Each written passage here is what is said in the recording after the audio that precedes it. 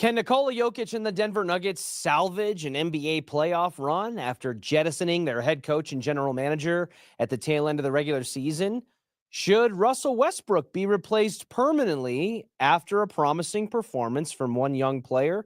And yes, we will have another special guest to help us continue our Mile High Milestones countdown, which has celebrated 30 of the biggest storylines in Denver sports over the last 3 decades in recognition of DenverSports 104.3 The Fan's 30th anniversary earlier this year. All things to come on today's rundown, but we are going to actually begin in the NFL with that Mile High Milestones countdown presented by your local Ford dealers. And as I mentioned, as we count down these 30 storylines over the last 3 decades, we are right on the doorstep of finding out number one on James Marilat's top 30 list.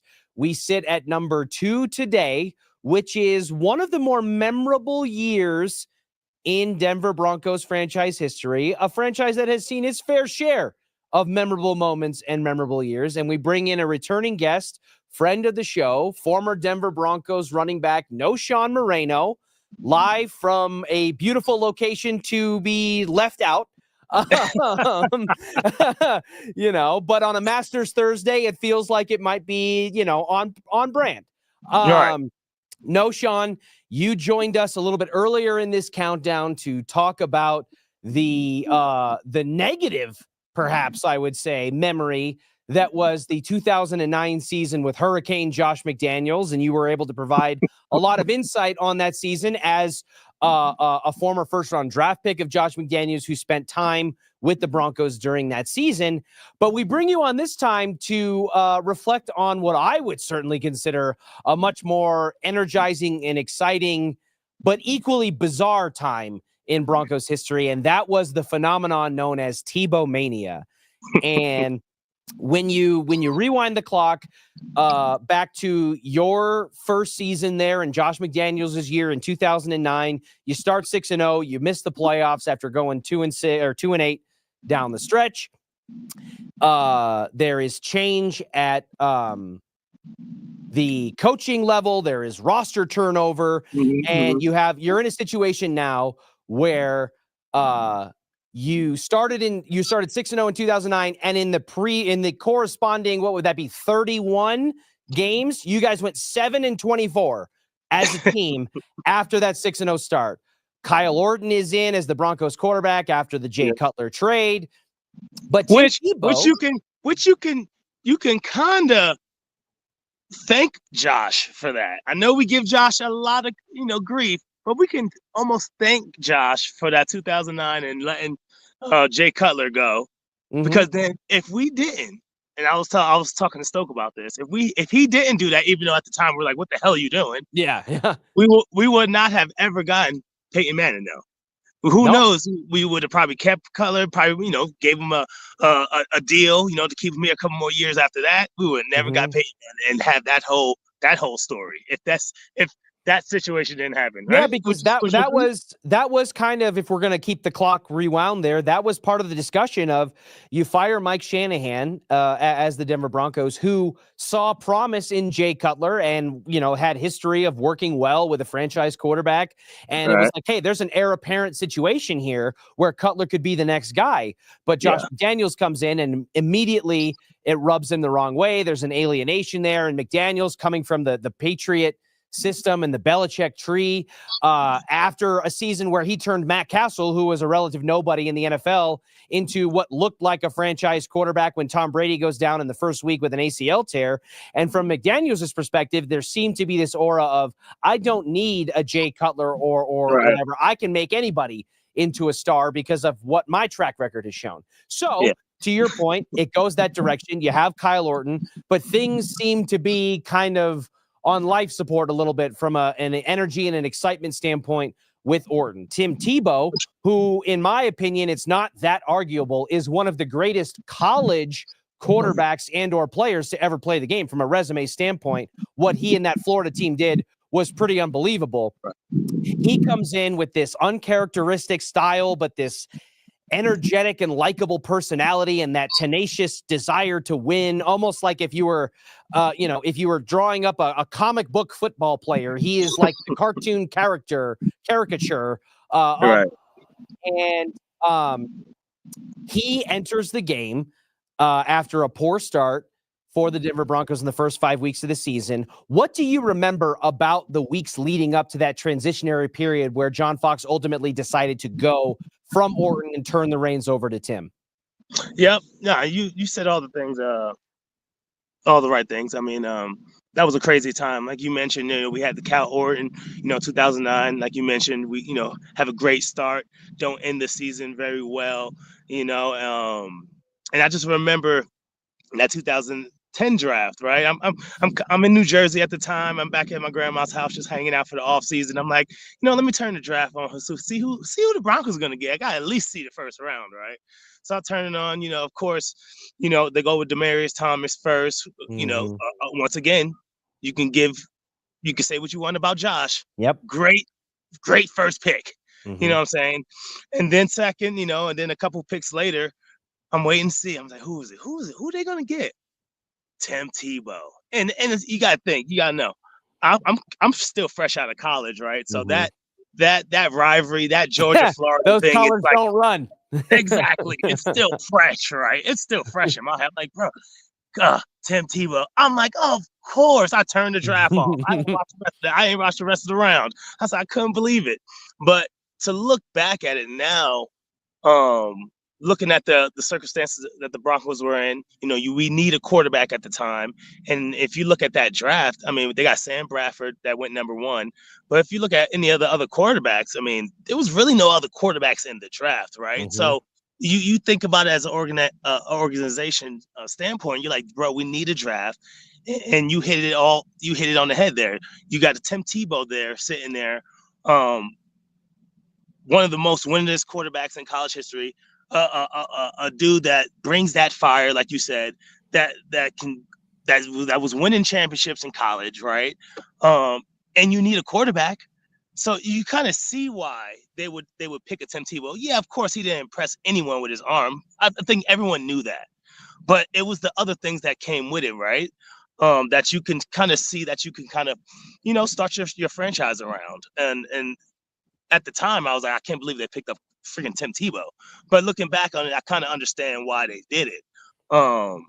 But we didn't know what we were getting in Tim. I mean, I knew him in college, but getting him in that locker room and saw the hard work that he did put in the classroom, the hard work that, of course, he's gonna put in on the field.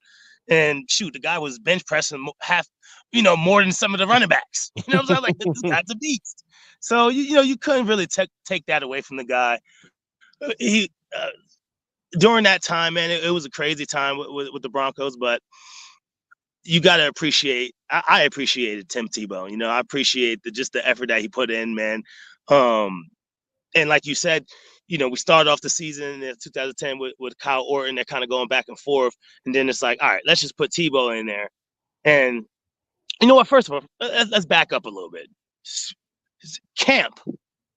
That was the most people I saw on the hill back then. It was the hill right there on the side. Yep. I forget what it was called there. Yeah, berm. Yeah, they've got the Yeah, it was the berm. And I'm talking about the first day of camp. It was like spring. It was like college spring training all over again, or spring game all over again when the people come out to see you. Man, it was packed out there. I mean, something. You can't take that away from just the organization, from him, and bringing that energy back to the Broncos nation. I think something that we definitely needed, especially coming from, what Josh did and all the things of that nature, man. We needed that energy back, and man, did he bring it? Did he bring it, man? And that was a fun couple weeks of camp. Having them there, having the fans there cheering them on. Okay, and then I fast forward to when they put him in. It was just that time to put him in and see what he can do. You draft him that high at 20, so it's like, or 20 something, and it's like, all right, let's see what the guy can do. And each week, I mean, you don't typically see you put new plays in, or new wrinkles in, what I'm saying, throughout the season. You got to stay fresh, got to put new wrinkles in to keep other teams off balance. But man, did we put so many new plays in for Tim, because we knew we weren't going to be out throwing for 300 yards a game. We was like, all right, let's use his strengths. Let's use his legs. Let's use, the short the short plays and see if some of our playmakers can go out there and make a play. But that was just interesting time. You look at it like week, 4 or 5, whatever, when Tim Tebow finally got in there, man, we were putting like 5 to 6 new plays in a week, you know what I'm saying, to kind of get Tebow going, man. But hey, it was Tebow mania for sure. And I think, and you alluded to a little bit of it there, I think the essence of what made Tebow mania such a phenomenon, not just here locally, as you mentioned, with the increase in the popularity amongst the fan base and bringing that spark back to Broncos country, but this became a national storyline because of just the pure unexpected nature of it. The Broncos, they start 1-4, and Tebow's first game, I believe they come back to beat the Dolphins. I think you guys came back to beat the Dolphins. And then the next week, I think it was that loss against Detroit. That was like 45-10. It was an absolute hammering. So he's 1-1 in his first 2 starts. One was like this exciting come from behind win, and then an absolute drubbing in the second game. But then sitting at 2-5, you guys rattle off like 6 straight wins.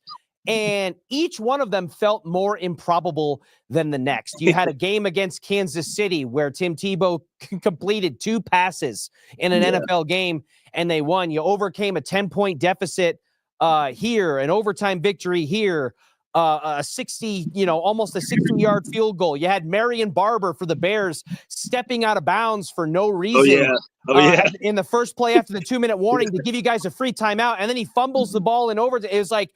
It was like God is a Broncos fan. Like these are divine acts of intervention that Tim Tebow, who was famously and publicly a man of faith, and I think that contributed to a lot of the ravenous popularity. You had Tebowing and people doing photos and all that.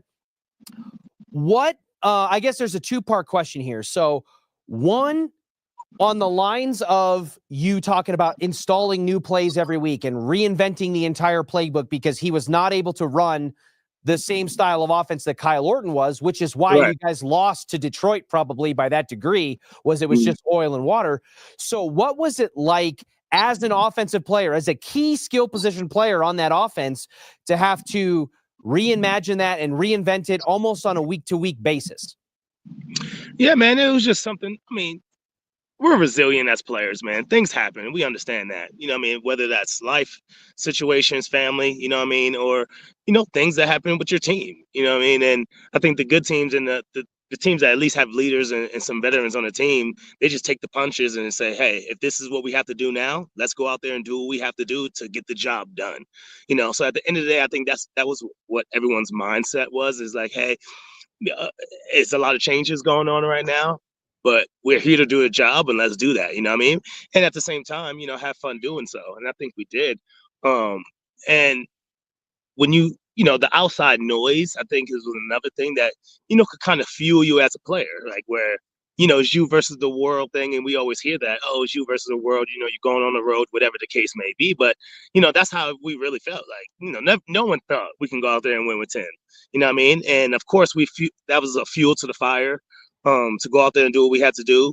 We relied a lot on, our defense to go out there and they had a chip on their shoulder too. It's like, hey, let's do our job on this side of the ball, and get the ball back to them so they can, go out there and try to put points on it. It ain't going to be easy, and it ain't going to be pretty. We knew they were going to be ugly ones, but that's what that's what it calls for sometimes. And that's, those are some of the things that you kind of look back on and you remember, and at the same time, you cherish those moments. So I know I got injured that year too. So, I didn't get, to go out there and necessarily contribute the way I would have liked to. But, it was definitely while I was in there, it was definitely some funny stories, some funny things that happened, in practices and things of that nature, man. But, you love to see the guys go out there and make sure they're doing the right things and go out there and getting wins. I mean, and you could say what you want again about Tebow and his game and things of that nature, but bro, we went to a playoffs. We went to a playoff, Jones, and won a playoff, Jones. You know what I mean? So you can say what you want about Tebow, man, but he definitely brought that energy. He brought that passion, and he brought winning. You can say he brought winning back to the Broncos. Yep, 100%. And I think that as a part of getting swept in all of that, when you talk about cherished memories and things that you look back on, that season with Tim Tebow, when I reflect back on it personally, as someone who at that time, that was before I worked in media, it was before I worked in sports, I remember exactly where I was the night they drafted Tim Tebow. I remember the game against the Houston Texans when Tebow helped them come from behind and win in one of his first appearances. I believe it might have been his very first, not his first start, but his first appearance. And I remember walking down the tunnel at Sports Authority Field at the time. I believe it was Sports Authority Field. Maybe yeah. And I think it was, yeah. And the entire tunnel, walking all the way down from the top levels and all the thousands of people, there was this echoing Tebow. And I was like, this is real. This is happening. The night they drafted Tim, I was at Elway Steakhouse. It's the only time I've ever been there in my entire life for my 17th birthday. The NFL draft was on my 17th birthday. Ordered a 33-ounce porterhouse steak and couldn't be happier. And obviously Demaryius Thomas was a part of that.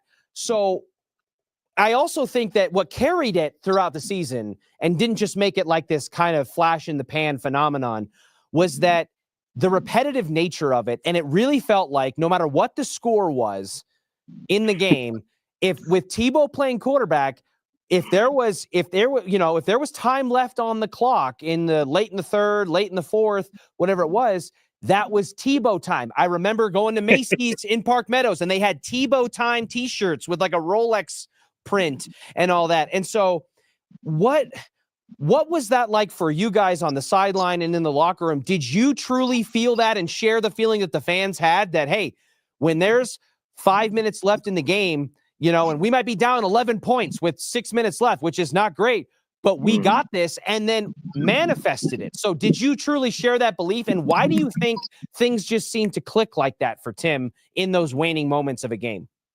Yeah, I would agree. I would say we did feel that. And the sole reason was Tim. It really started with him. Because the guy, honestly, he didn't think that he would ever lose. You know what I'm saying? He always, if there's time on the clock, and we talk about it as athletes, we talk about it as fans, whatever. Oh, there's time on the clock. We can do it. We can do it, right? But for a guy like Tim, man, he really thought that. He honestly, and then he wouldn't just say it. He would go out there and do it with putting his body on the line, right? You gotta be able to respect the kid like that, knowing his weaknesses, knowing like, hey, bro, it is what it is. If he ain't wide open, I probably ain't gonna get to you. I'm gonna have to do this thing with my legs, and putting his body on the line, man, was definitely special to see, and you gravitated towards that. You know what I mean? So I think we definitely did believe in those hard times that, bro, we definitely can come back, and then Tebow will make a play, make 3 people miss in the backfield and go for 30. You're like, bro, let's do it. That's the spark we need. And sometimes that's all you need is one person to go out there and make a play. Tim felt like, you know what? If it's going to be anyone, I'm going to make it myself. I'm going to give us the spark that we need, right? And we followed that. You know what I mean? And you need that sometimes when you're not having a good game yourself personally, or you drop the pass of this and that nature, and you come back to the huddle. Tim's like, it's all right, I got you. You know what I mean? He go out there and do it. So you have to credit Tim, I think, for a lot of that, just that belief, and not only himself, but the belief, and of course, his faith in us as a team that, you know what I mean, we got each other's back, and we're going to go out there and do what we got to do to win the game. And if it doesn't happen, it's all good. You know what I mean? We did our best, and let's go ahead and get them the next game. And we had that mentality because, like you said, no one thought we were going to win. You know what I mean? So why not go out there and prove them wrong?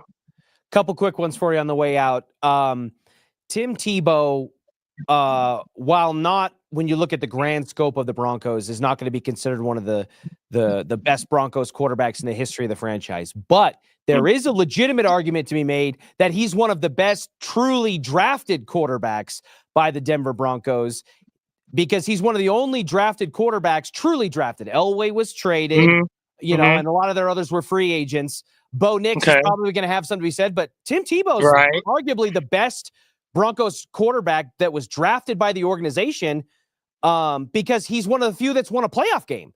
And that playoff game that you referenced a little bit earlier, with the magical finish, walking it off in overtime against the Steelers with an 80-yard touchdown pass to the late, great Demaryius Thomas, which, again, when you talk about how star-crossed that season was, and Tim Tebow, who, as I mentioned, is an outspoken man of faith and used to put Bible verse, scripture on his eye black, the John 3:16, and he finishes with 316 passing yards in that game against the Steelers for the win. And it's just so all of that stuff that helps contribute to the magic of that moment. And I can still hear, Jim Nantz in my head that, on the first play of overtime, Denver's going to New England, and all of that.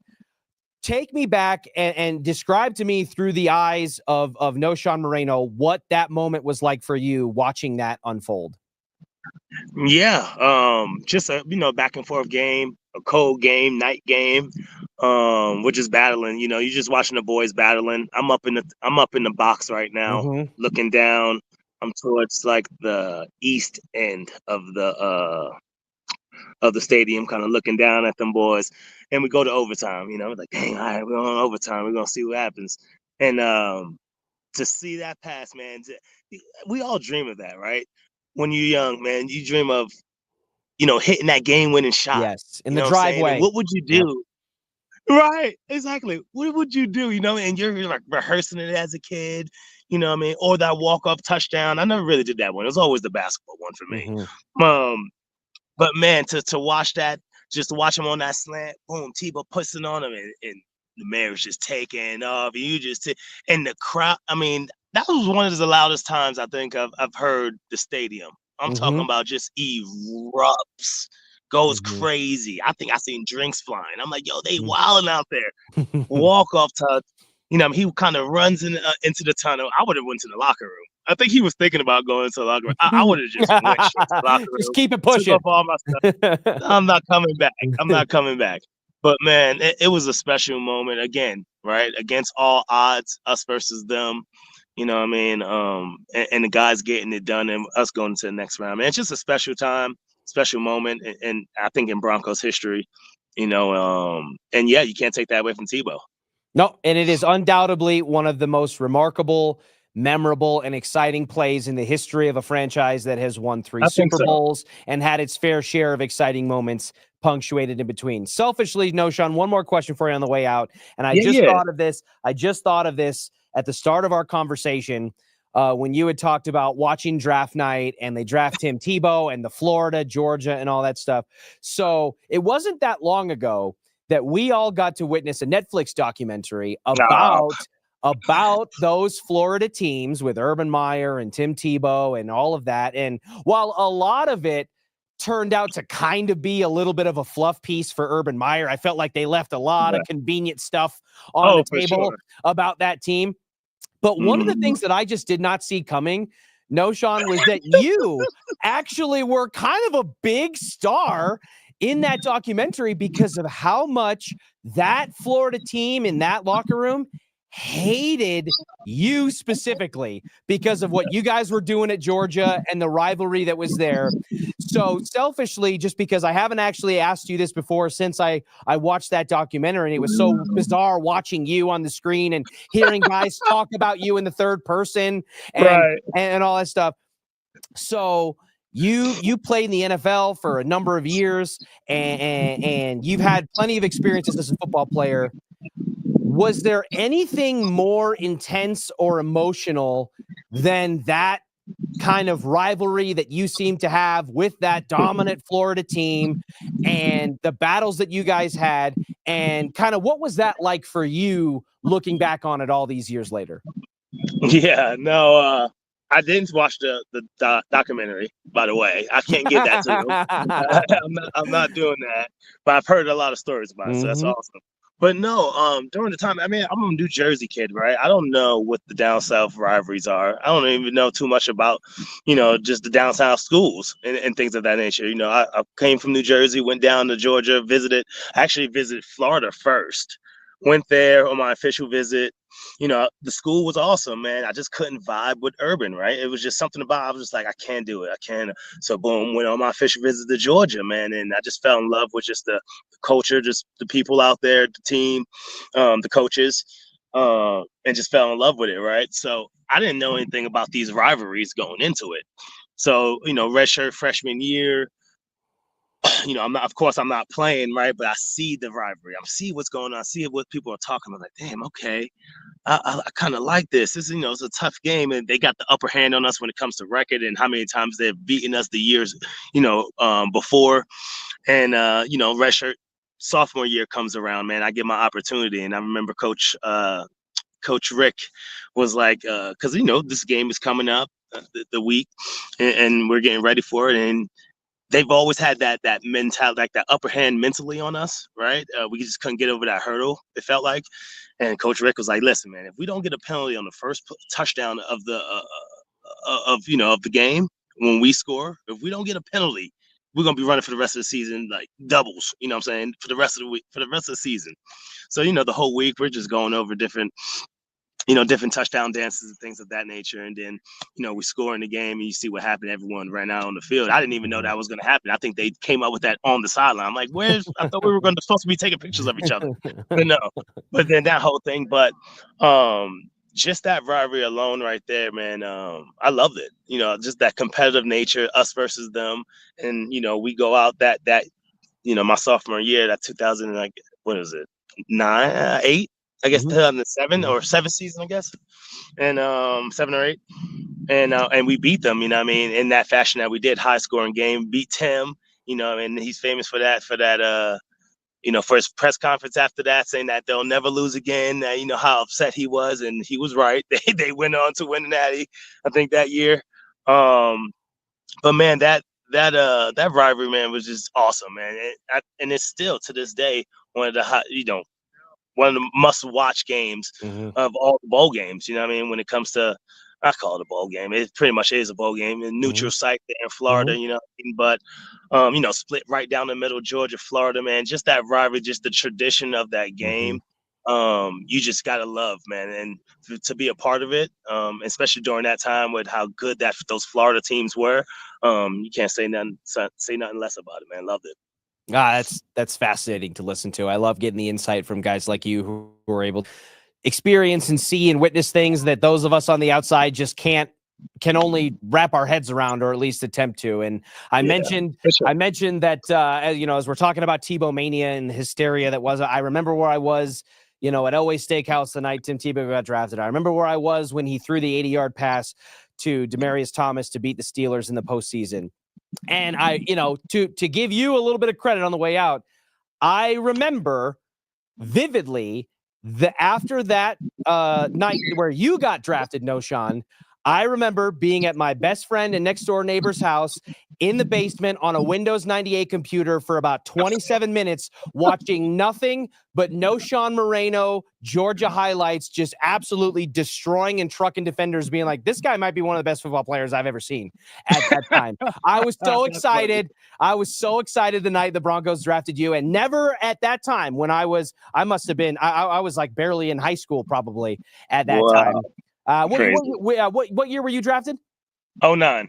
09? I was like a freshman or sophomore in high school. Shut up. Yeah, I graduated 2011, so I must have been a sophomore in high school when you got drafted. And I vividly remember sitting in this little cramped office basement on a Windows 98 computer watching like grainy YouTube highlights of Noshan Moreno. And never at that time, as a sophomore in high school, did I think I would be sitting here on the radio with you today talking about Tim Tebow and potentially interrupting your tea time. So thank you so much for joining us. Appreciate all that you provide to us and the insight and all that. And I can't wait to check in with you again soon.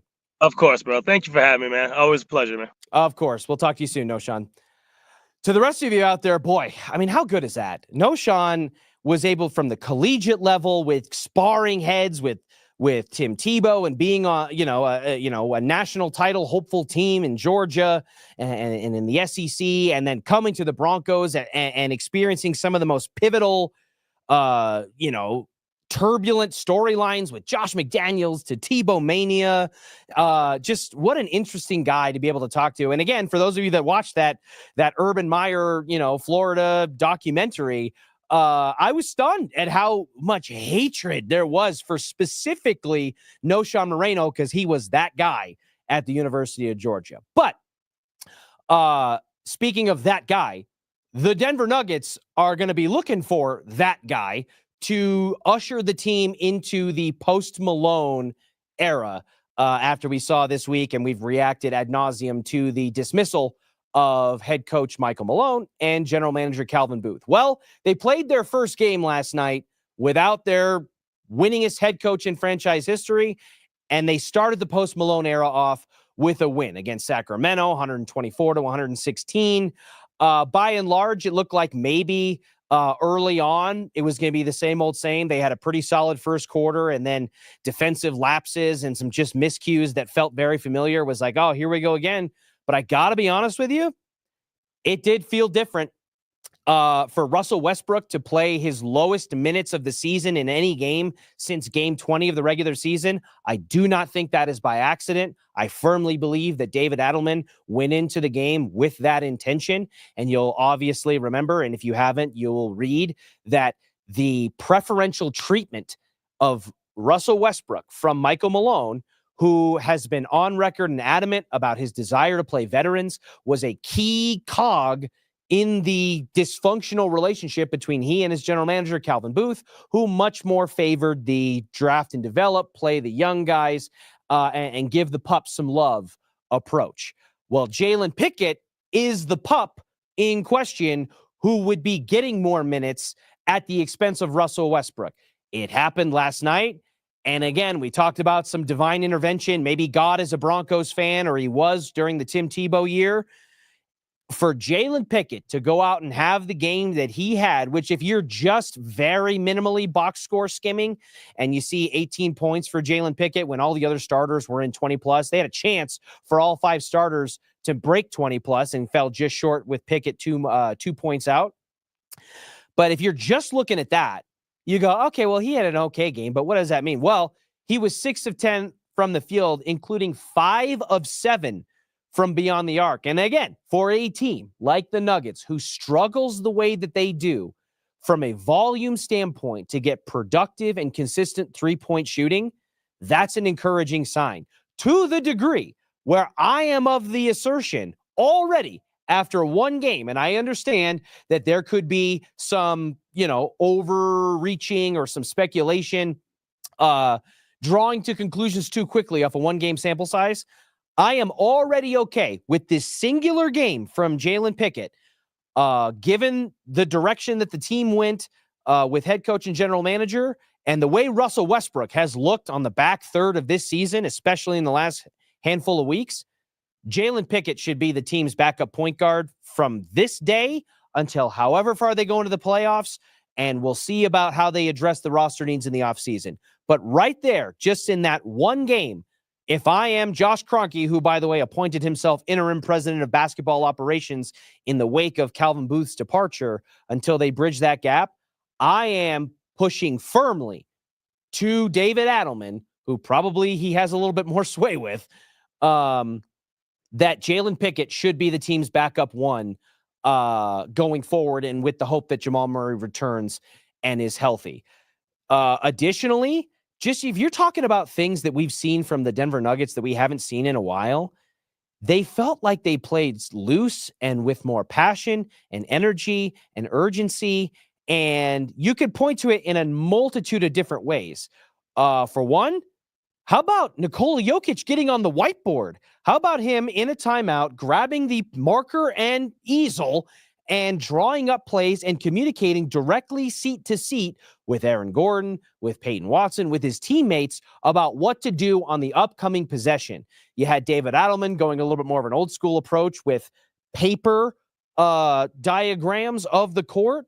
And the reasoning behind that, as was detailed by the broadcast, was so that they could rip the pieces of paper off, but for plays that worked, they could save the pieces of paper as a physical representation about what to carry forward rather than erasing them on a whiteboard where they may be lost to history. So just an interesting and unique approach, things that on the surface don't seem like much, but can be building blocks that add toward something positive. And for a team that I believe still has a genuine need and urgency to push forward in the postseason and to make something the best that they can out of this year, I'm okay with that approach. And then you get to the post-game situation. And I don't know how he does it because he is such a simple, straightforward, easygoing guy. But man, Nikola Jokic pulls some lines out of his hat that are just ice cold. When he talked about the firing of Michael Malone, and he said that people thought we were vulnerable. People say we were vulnerable, but the beast is always most dangerous when they're vulnerable. Maybe and he is Josh Kroenke in this situation, maybe he woke up the beast. People say that we're vulnerable, but the beast is most dangerous when he's vulnerable. Are you kidding me? Put that on a t-shirt. That is going to be tattooed on somebody's body. That is going to be used in a hype video lyric at some point. And as cool and exciting as it is to read on print or to watch it and hear it live, the way that many of us did, it does give me this sense of positivity and optimism to say, you know what? Wait a minute. Because again, this isn't coming from Hunter Tyson, no disrespect, or even a Jalen Pickett or a Payton Watson. This is coming from the best basketball player on the rock that we call planet Earth.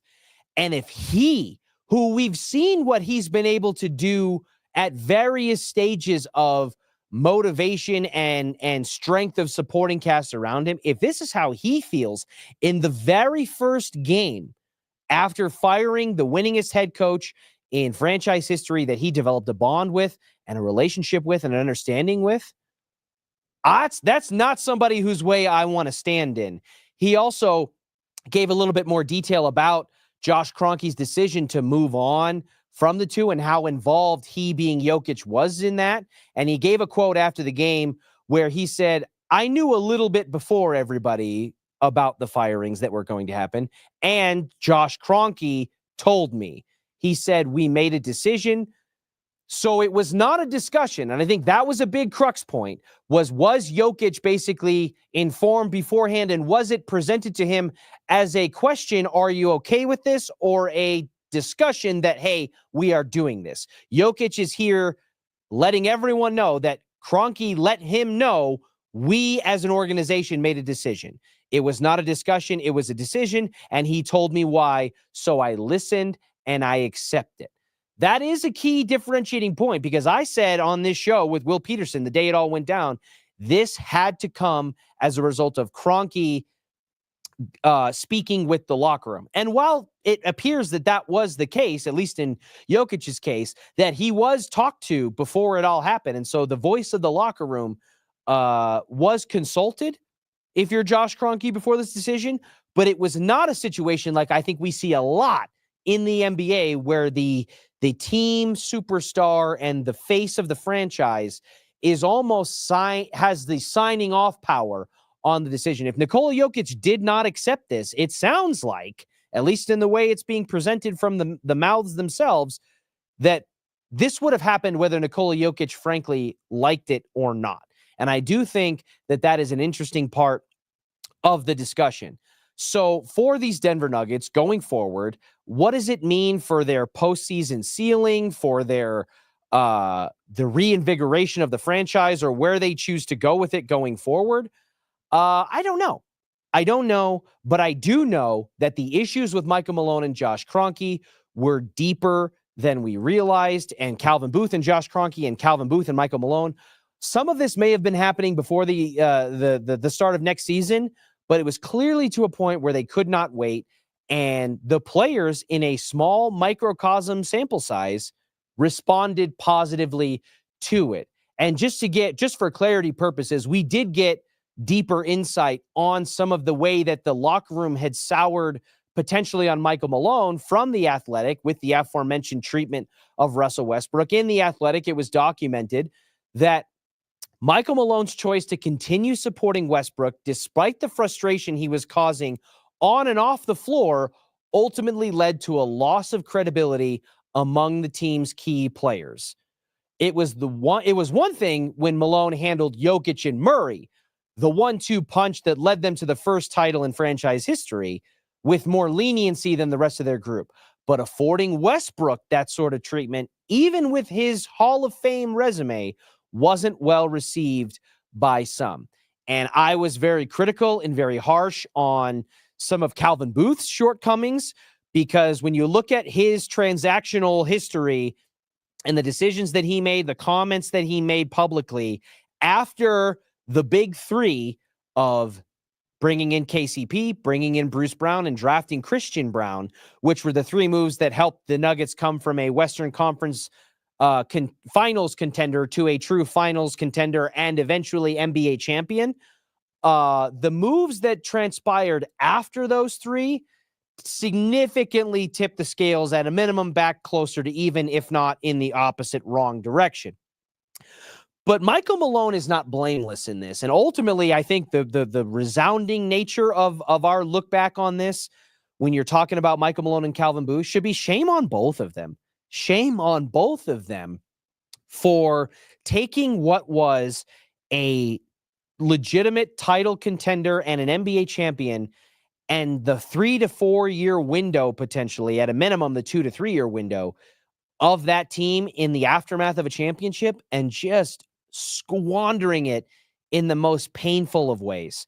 They have now, together with their inability to their differences of opinion and their inability to find common ground, have taken this team that had the chance to be a true champion, dynastic, contending core, and they have thrown it into a world of uncertainty where we now don't know what the Nuggets as a franchise are going to look like in 2025 with the remainder of this postseason, let alone 2026 and beyond. So Calvin Booth, for his decision-making and the errors that he made from a roster construction standpoint, philosophically and literally, deserves criticism.